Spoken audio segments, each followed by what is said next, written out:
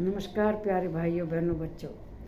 देखिए, यह वीडियो जो है श्रीमद् भगवत गीता के अध्याय 17 श्लोक 13 की बन रही है, क्योंकि हम श्रीमद् भगवत गीता के हर अध्याय का बड़ी ही बारीकी से गहराई से अध्ययन करना चाहते हैं कि यह श्लोक का इस श्लोक का अर्थ तो समझे जाएं, लेकिन हम इसे अपने जीवन में कैसे प्रयोग करें, इस बात का विशेष ध्यान रखना चाहिए।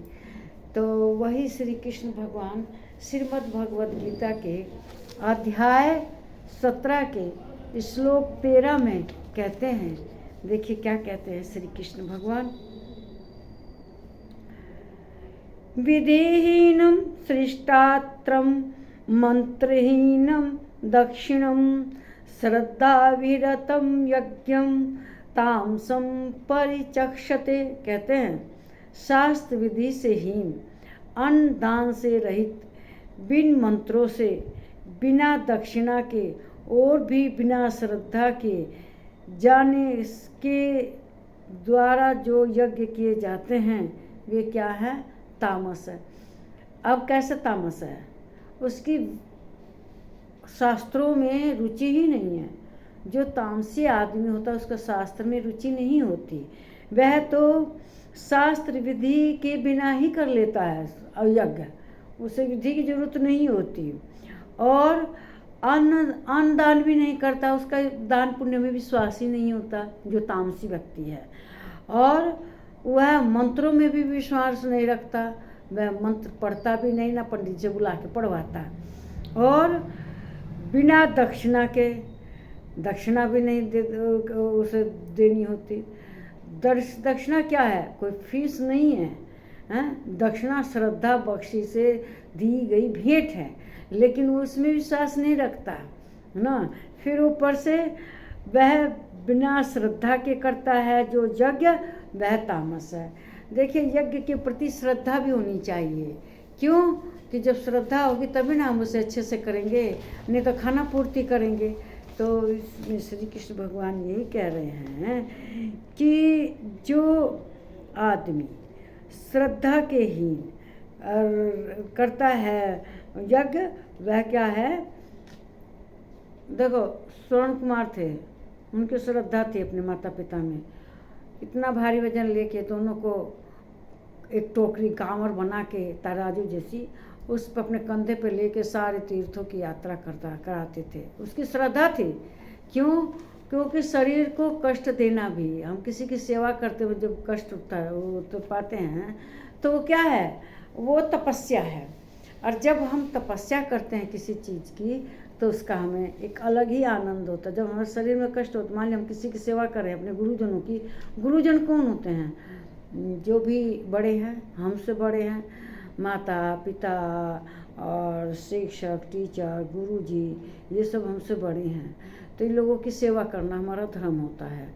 तो जो श्रद्धा नहीं रहती जिसकी, मान लीजिए पंडित जी आए हैं, उनकी श्रद्धा से सेवा, गुरुजन आए हैं यज्ञ में, उनकी सेवा न करें तो वो क्या है? वो बिना श्रद्धा के तप होगा, और वो तप क्या हो जाएगा? तामसी हो जाएगा। क्या हो जाएगा? तामसी हो जाएगा यज्ञ। तो इसीलिए हमें श्रद्धा से कोई कार्य करना चाहिए, हमें घमंड नहीं होना चाहिए। क्यों? घमंड रहेगा तो श्रद्धा ही नहीं रहेगी। हमें अपने ऐसा ऐसी वाणी बोलनी चाहिए जिससे सब कोई हमारे मित्र बने। देखिए, सबका हम आदर करेंगे, सम्मान करेंगे तो वो मित्र बनेगा। अगर हम किसी का सम्मान नहीं करेंगे, आदर नहीं, तो किसी को कड़वा बोलेंगे तो शत्रु बिना मतलब का हो जाएगा। तो इसीलिए हमें हमेशा श्रद्धा बनाए रखनी चाहिए। अब जैसे कुछ लोग शादी में पंडित जी आते हैं तो कहते हैं पंडित जी रहने दीजिए, इतना बड़ा टाइम लगाने। हम लोगों में बहुत टाइम लगता है, शादी में रात भर लग जाती है। तो इसीलिए कहते हैं कि वो जल्दी जल्दी निपटा दीजिए। तो जल्दी जल्दी निपटा तो देते हैं, लेकिन वो शादी भी अरे जो श्रद्धा के साथ होगी, उसमें मंत्र पढ़े जाएंगे, टाइम पूरा उसमें श्रद्धा के साथ करेंगे तभी ना। देखते हैं आजकल कितने बड़े बड़े कांड होते हैं। तो इसीलिए अब पंडित जी से बहस हो जाती है। पंडित जी कहते हैं कि मैं 2,000 रुपया फीस लूँगा, लोग कहते हैं कि नहीं नहीं नहीं इतना पैसा नहीं दे सकते। तो इससे क्या होता है, पंडित जी भी सोचते हैं ऐसी शादी चटपट चटपट करके और फिनिश कर देते हैं, तो उन लोगों की भी जो शादी है वो भी जल्दी फिनिश हो जाती है। फिनिश मतलब चलती नहीं है। और आजकल ये बहुत चलन चल रहा है, देख ही रहे हैं कैसे कैसे कांड हो रहे हैं समाज में।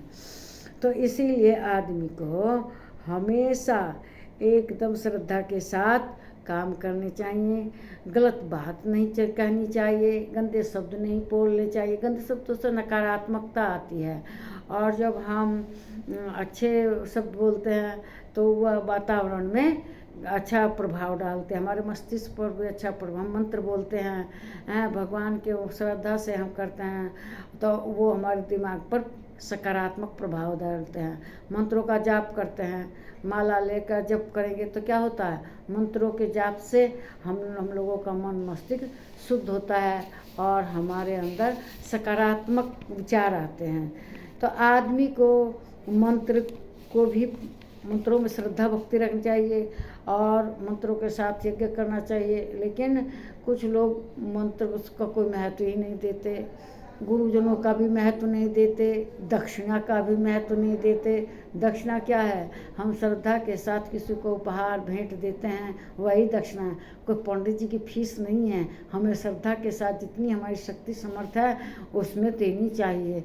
और ये नहीं कि उसमें मोल भाव करने लगे, नहीं आपकी फीस ज़्यादा है हम नहीं दे सकते, ये नहीं करना चाहिए। पंडित जी तो खुद अपने जजमान को देख के कहेंगे, वैसे तो कहते भी नहीं हैं, अपने मन से जिसका जो बनता है वो दे देता है। फिर ऊपर से हम शादी ब्याह में भी श्रद्धा से शादी करेंगे, मंत्र पढ़कर करेंगे तो वो शादी हमारी, जब हम वहाँ श्रद्धा रखेंगे तो ज़िंदगी भर एक दूसरे में श्रद्धा रखेंगे। तो इससे क्या होगा, वो श्रद्धा हमारी आगे जीवन में हम सुख खुशहाली देती है, सुख खुशी रहता है, खुश रहता है आदमी। तो इसीलिए हमें हर काम अन्न भी दान में करना चाहिए।